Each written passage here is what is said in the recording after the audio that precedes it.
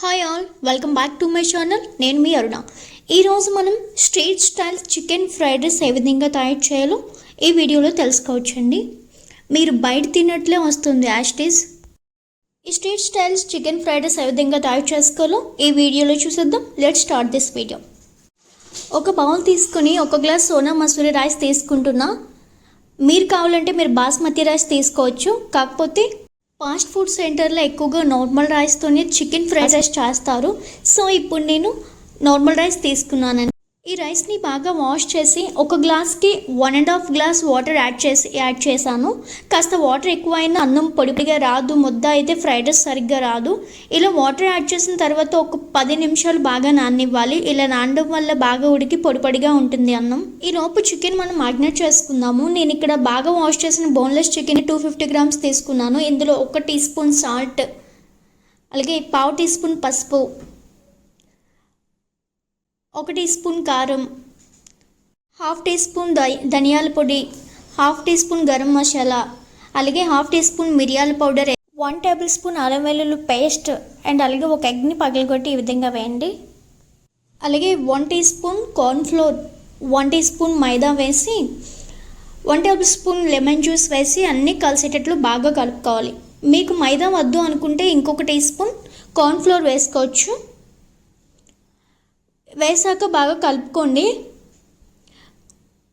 అలాగే కొంచెం red food colour ఉంటే మీ దగ్గర అది కూడా వేసి, ఆప్షనల్ అండి, వేసి బాగా కలుపుకున్న తర్వాత మూత పెట్టి ఒక అరగంట అయినా సరే పక్కన పెట్టి నానబెట్టుకోవాలి.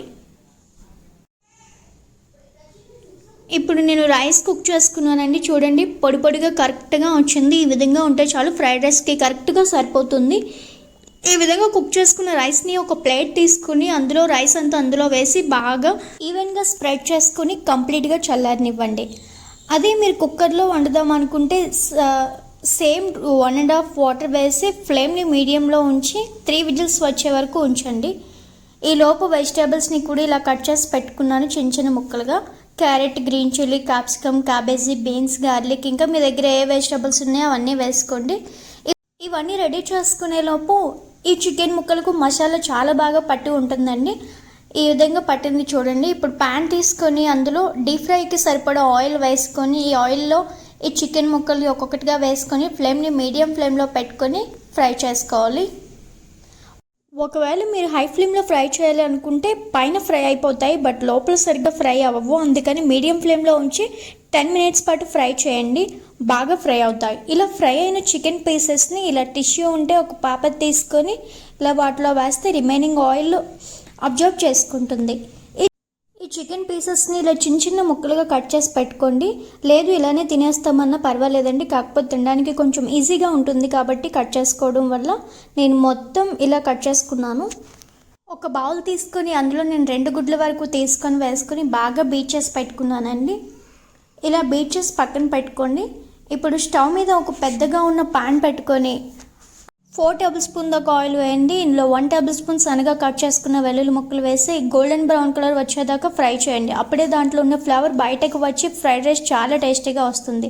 ఇలా బాగా ఫ్రై అయ్యాక 2 ఎగ్స్ని మిక్స్ చేసి పెట్టుకున్నాం కదా, ఆ మిక్సర్ని ఈ విధంగా వేయండి. చూసారా, ఈ విధంగా పొంగాలి. ఆయిల్ ఎక్కువ ఉంటేనే ఈ విధంగా పొంగుతుందండి, లేదంటే పొంగదు.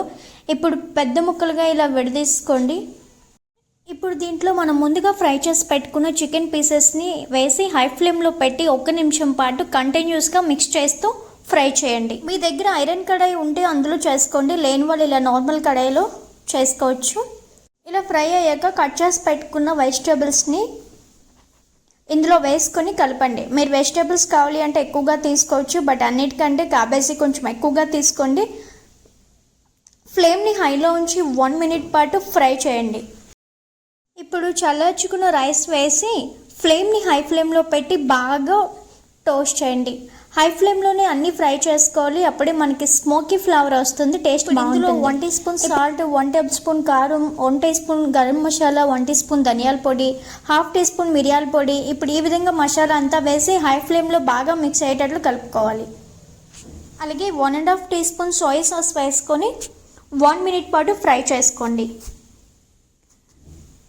ఈ విధంగా ఫ్రై అయ్యాక కొత్తిమీరతో గార్నిష్ చేసుకొని మీరు మీ ప్లేట్లో సర్వ్ చేసుకొని హ్యాపీగా వేడివేడిగా తినొచ్చండి. ఈ విధంగా street style chicken fried rice చాలా బాగా వస్తుంది. మీకు నచ్చితే మీరు కూడా ట్రై చేయండి. నచ్చితే కమెంట్ బాక్స్లో కమెంట్ చేయండి ఎలా ఉంది ఏంటి అనేసి. Okay bye.